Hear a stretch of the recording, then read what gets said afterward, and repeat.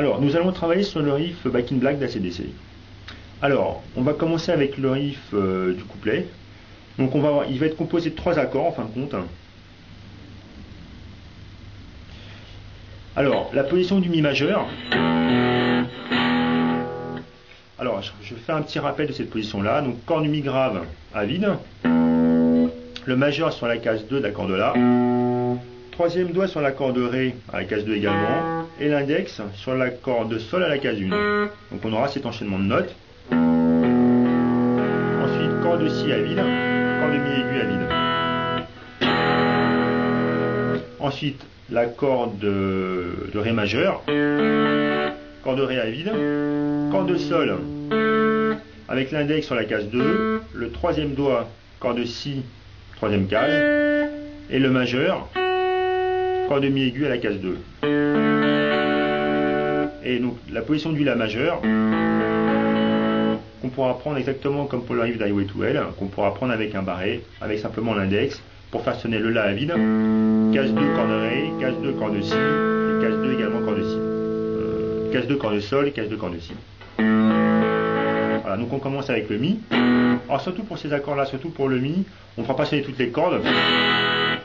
Ça n'aura pas un effet terrible. On jouera uniquement sur les 3-4 cordes, les 3-4 premières cordes. Le Ré et le La. Alors, comme pour Highway to Hell, au niveau d'enchaînement, on va venir à chaque fois entre chaque accord bien marquer les silences en venant bloquer ici les cordes avec la paume.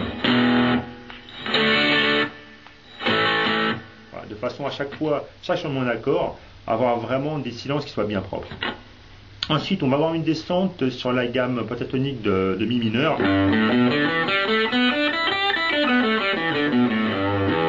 Alors, on va commencer ça sur la corde Mi aigu, avec le troisième doigt de préférence. En tout cas, moi, c'est ce que je préfère prendre comme doigté.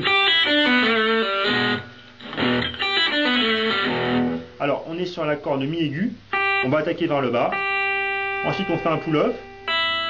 Même chose sur la corde Si, troisième case, on attaque en bas, pull-off. Ensuite sur la corde Sol, ça se complique un petit peu, on va prendre, donc avec le majeur, on va venir bender la corde d'un demi-ton ou un ton. Ensuite on relâche pour faire un pulling off à vide et on revient sur le Mi. Si je fais cet enchaînement là lentement, ça nous fera un enchaînement qui sonnera comme ça.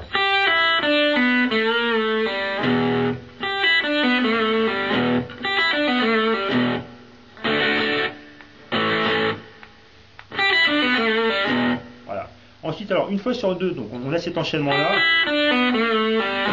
Et ensuite, on a cet enchaînement-là. Pardon. Alors, donc là, on commence. Tout se fait sur la corde du Mi grave. Donc, à la case 7 avec le petit doigt.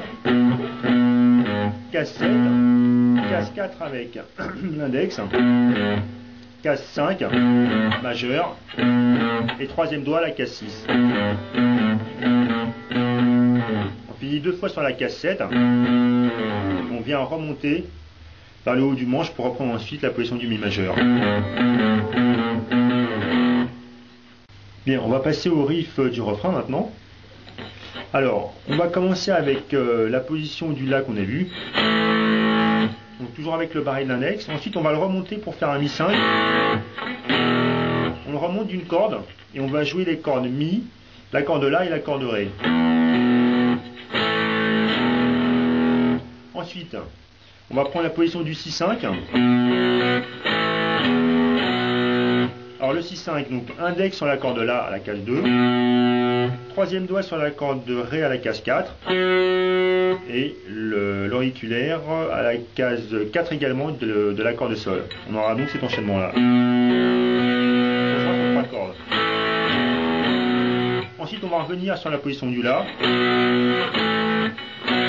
Pour revenir après sur le Si. Donc on pourra déjà commencer par faire tourner cet enchaînement d'accords.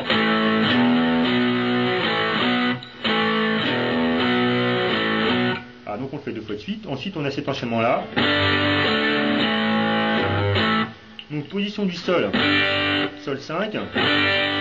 Alors le majeur à la case 3 sur la corde Mi grave. On va étouffer la corde La. La corde Ré à vide. Corde Sol à vide également.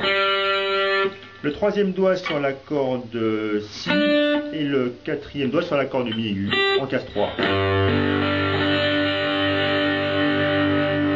Ensuite Ré majeur, à nouveau le La.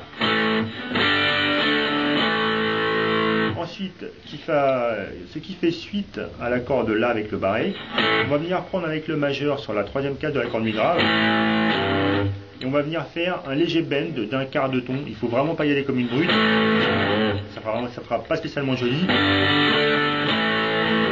Voilà, vraiment un léger bend. Ensuite, ça reprend à nouveau avec l'enchaînement précédent.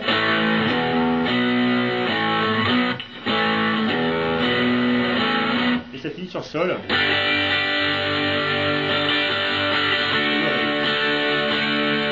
Après, ça reprend à nouveau avec le riff du couplet. Alors, si vous aviez quelques questions que ce soit à me poser par rapport à ce qu'on a pu voir aujourd'hui, n'hésitez pas à me contacter par le biais de mon site guitarspeed99.com. De plus, dans les pages leçons, au niveau du menu, vous trouverez toutes les tablatures relatives à ce qu'on a pu voir. Voilà, bah écoutez, il me reste à vous souhaiter bon travail et à vous dire à bientôt.